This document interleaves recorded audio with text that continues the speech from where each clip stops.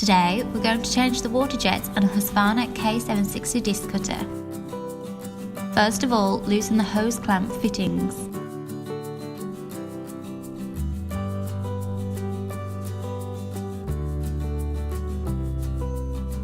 Once you have loosened the clamps, pull off the hose from the fitting. You can use pliers to help if needed. Using the Torx Spanner, unscrew the jets. Check the nipple is clear and the holes are not blocked and replace if necessary.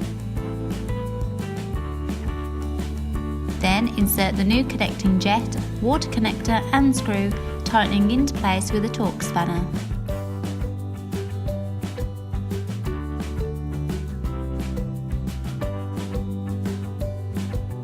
Then place the hoses back on.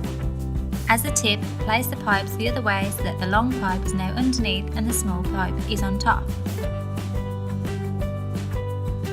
Positioning the pipe closer to the arm of the machine will help prevent the hose getting caught during use. Repeat the process for the other washer jet. Using the Torx Spanner, unscrew the jets. Again, check the nipple is clear and the holes are not blocked and replace if necessary. Then insert the new connector jet, water connector and the screw, tightening with a Torx Spanner.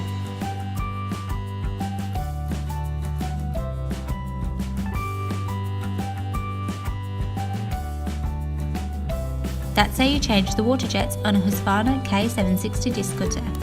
All the parts and tools needed for this task are listed in the description below. Please like, share and subscribe if you found this video helpful.